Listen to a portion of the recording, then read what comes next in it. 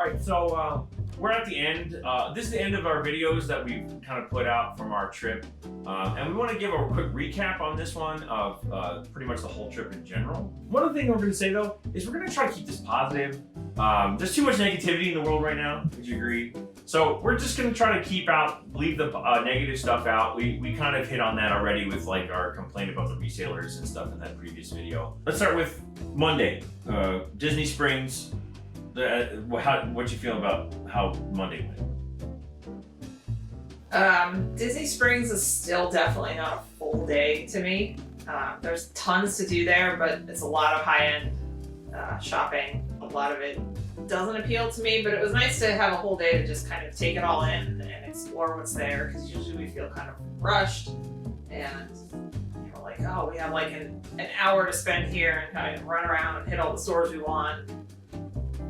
Before we even get to the end of everything, like everyone's closing. So it was nice to relax for a day. And as I explained, oh, I'm sorry.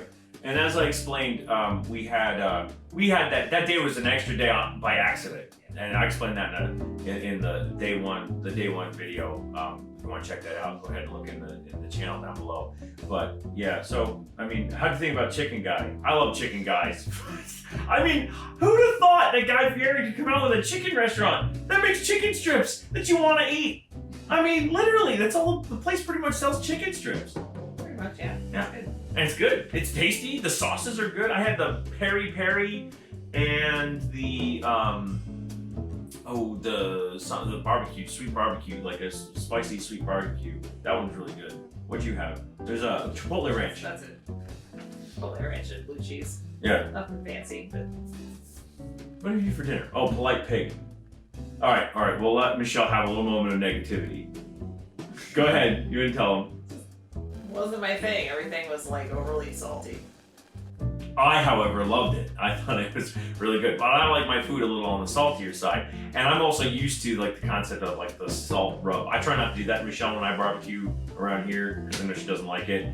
So, I like the salt rub style barbecue. And if you like that, it was excellent. I mean, the sides were good though. You like the mac and cheese. Cheese is good. Yeah.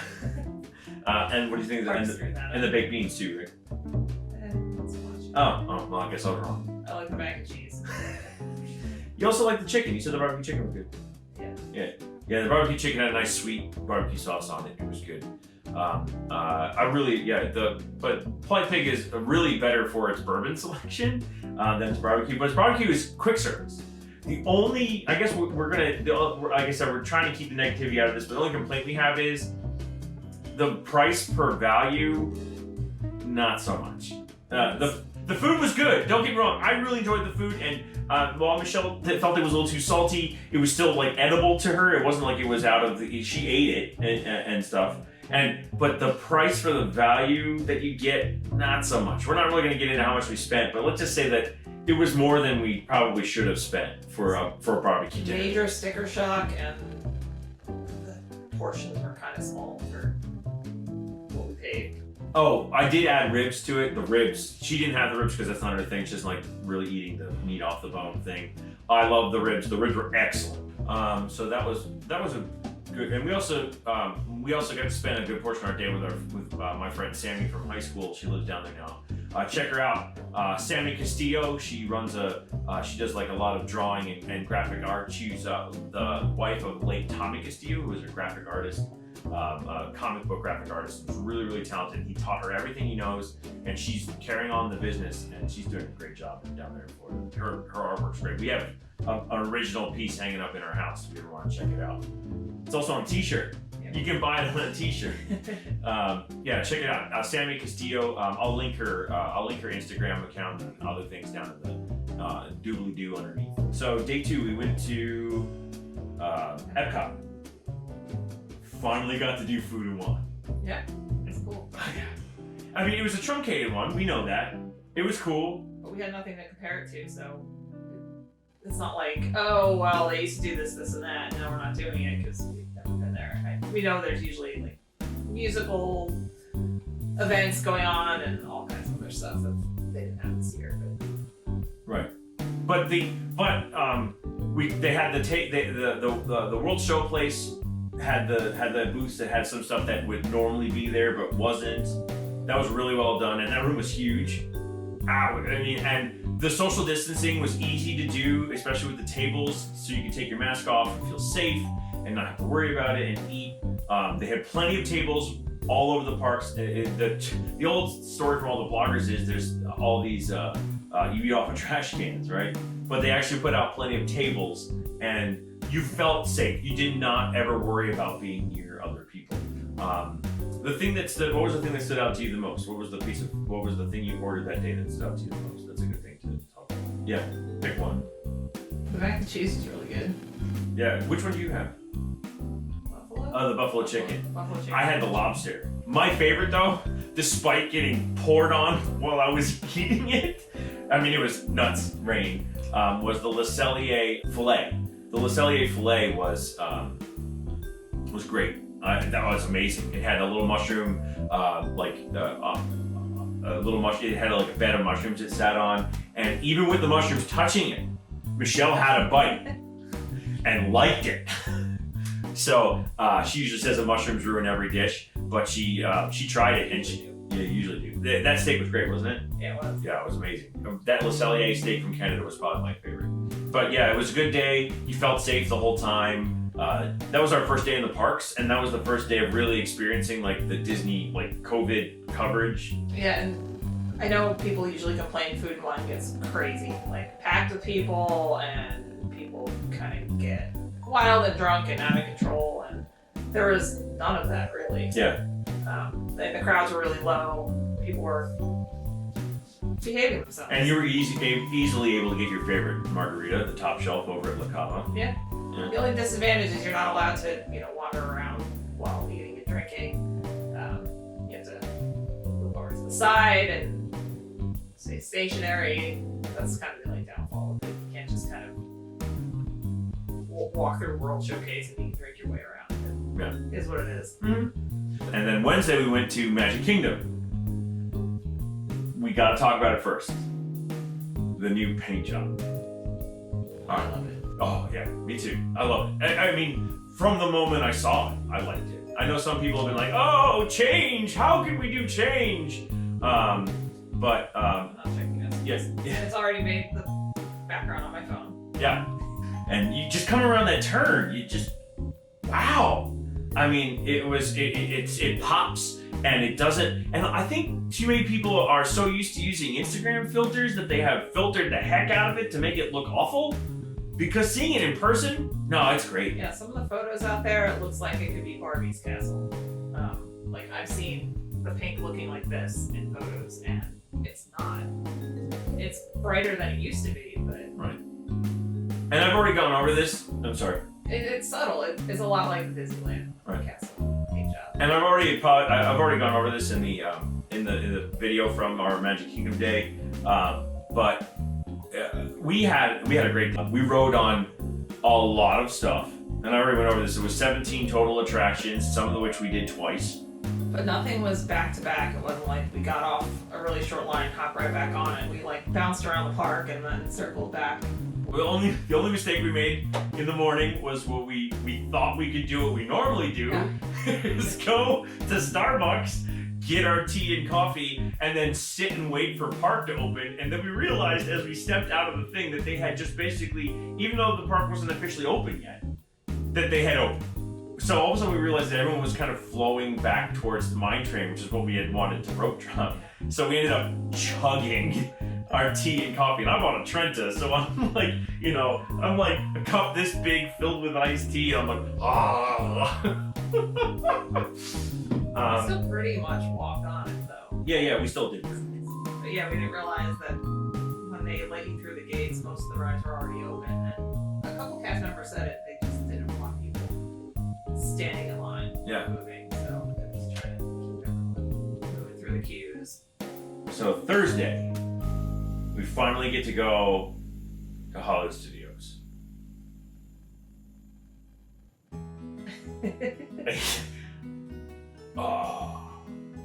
Wow. I mean, you're not a huge Star Wars fan. No, but they really outdid themselves in this.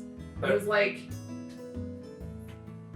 sort of the same feeling when we saw Pandora for the first time, except there's more to it. I think it has to be a bigger land, right? Yeah, I think it's a little bit bigger. It's so immersive. Or it's just not as, it doesn't have as many twists and turns making it feel smaller. Come in past Baseline Tap House through that entrance, and it instantly switches over. It's like someone flipped a switch to Star Wars, and you don't hear anything from, like, you don't hear any of the Hollywood music that they have playing. Like, we went from hearing like a really cool version of In the Mood to hearing Star Wars sound effects. I mean, it was, and you don't hear In the Mood anymore. Yeah, it's amazing how they block that sound without like walls and doors and stuff. Yeah, It's all open air, and Yeah. yet somehow. Same thing coming out of Toy Story Land. I mean, you go through that entrance in Toy Story Land, and it's the same thing happens. It suddenly just switches over.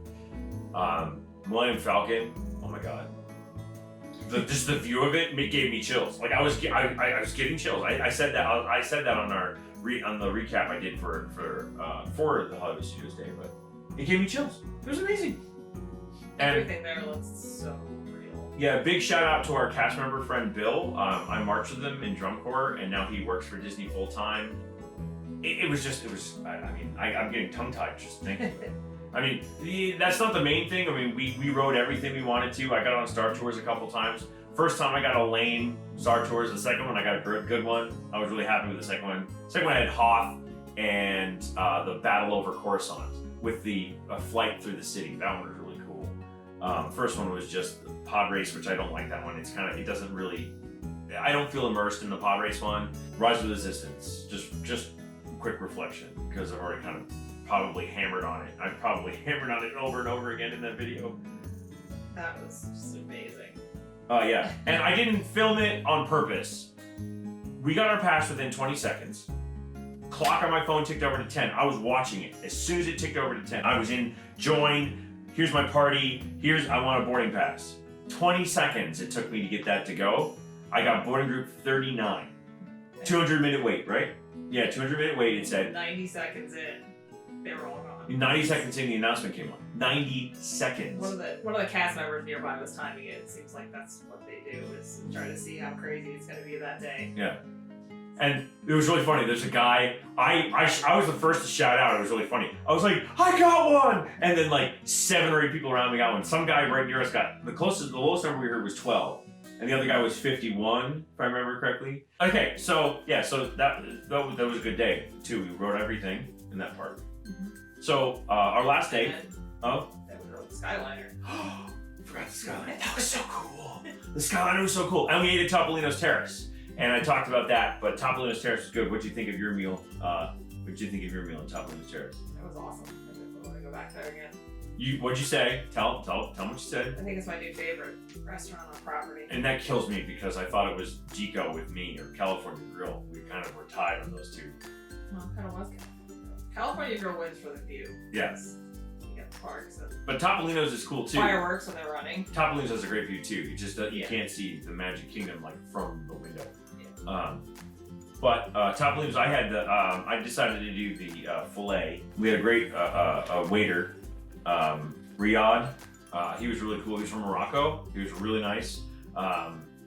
And we enjoyed, he was very, very knowledgeable, knew his stuff. So that Topolino's dinner was really, really cool. We forgot about mentioning, we did eat a California Grill the previous night. So California Grill, always good. We had a guy who had worked at Coral Reef for 30 years and requested a transfer to Tusker House and kind of convinced us that we should give Tusker House another shot. So we're gonna try Tusker House again. We've had 2 really awful experiences there, so we're not looking forward to it, but we're gonna try it because this guy is swearing up and down it's different. And he's working, and he transferred there from Coral Reef after 30 years. So we're gonna take his word for it. Maybe we'll get him because he was only in California Grill temporary right now during the whole situation. He was just Called back. He just called back because he had seniority, so much seniority. Tusker House. Closed. So last day is Friday, and we went to Animal Kingdom. What'd you think? We were first bus to leave our resort. Yeah, first bus to leave our resort. Some of the first people into the park at all. Just walked right over to Flight of Passage.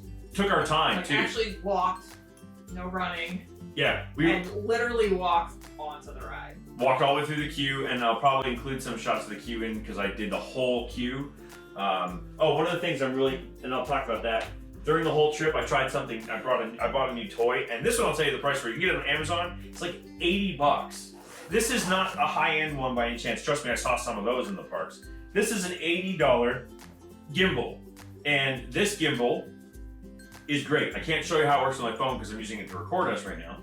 But it's for $80. I got exactly what I paid for. It has a couple little flukes and problems, but I recorded all kinds of stuff with this, rides and walkthroughs and like all kinds of stuff, and it's great. For the $80 I paid for it on Amazon, this is the Hohem, Hohem, and there's a lot that look just like it, but this one was the least expensive. And for what I paid for it, I did not get bad value for my money. The battery holds charge.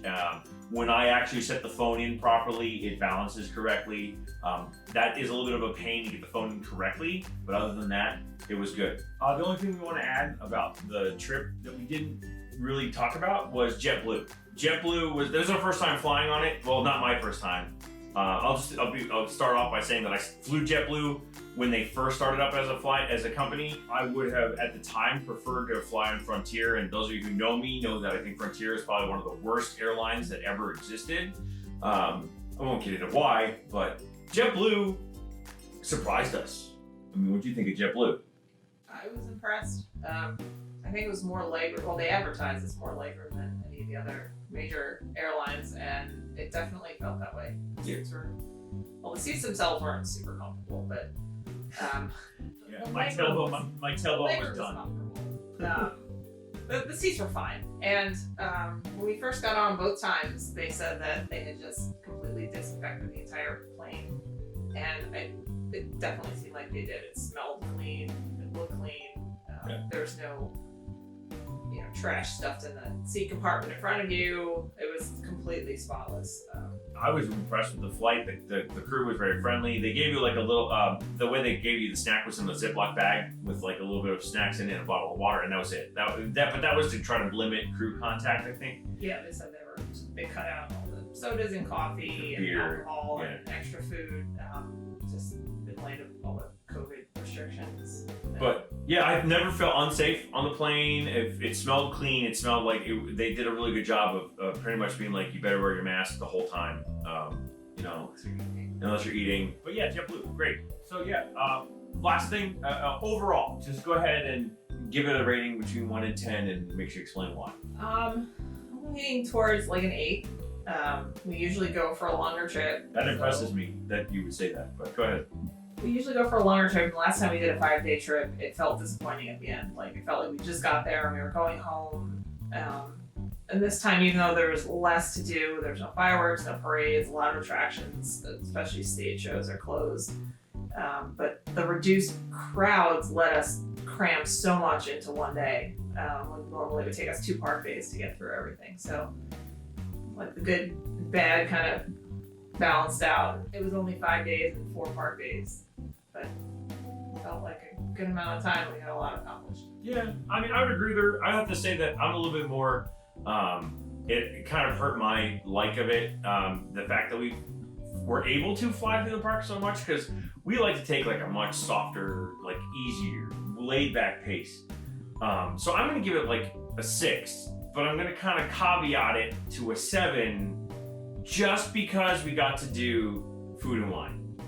And we got to hang out with really cool people. I mean, I think if we didn't have our friends that were able to meet up with us and we felt socially distanced and safe around them as well, that they had made all the right choices during this whole situation.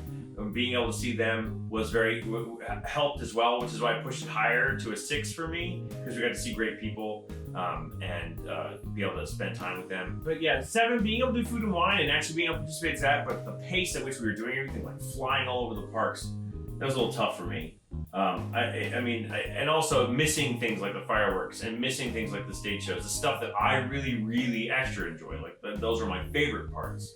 And not being there really kind of hurt it for me. But I've never seen the parks that empty. It was really cool to be able to do all that stuff in such a short period of time.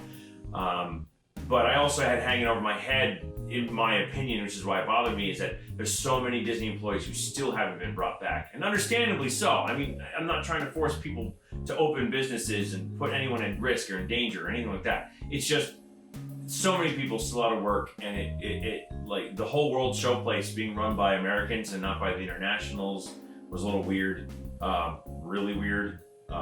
Germany, especially for me, because I usually like to talk to the German nationals. I mean, some of the people who have made America their home, like Carl the bartender and Carl and Sarah, the bartenders in UK Pavilion, were still there. And that was great to see them. But in general, I feel the trip was a 6, mainly because of the pace that we did everything so fast, and also because there was so much missing that I would normally have loved to have done. But in general, though, it was good. It was a good trip for considering the circumstances. So I'm sorry I'm being a little bit more of a gloomy Gus than Michelle is. I'm glad that she's the positive light today. But it was really nice being able to share that trip with her and with our friends. And as always, it's really great spending that time in Disney and being able to be there. And that magic definitely helped. We both needed it. Yeah. Yeah, we both definitely needed it. So being able to do that. Just do me a favor, if you really like this video about a recap here, please like and subscribe. Hit the buttons down below. It really helps out. I am trying to kind of build this channel up, but I just really would like to have more people kind of check out the stuff the way that we enjoy Disney together. So if you could hit that, that'd be helpful. I'd appreciate it. But other than that, we'll be with you with some more content on Disney from time to time. And thanks again for joining us, and see you. Bye.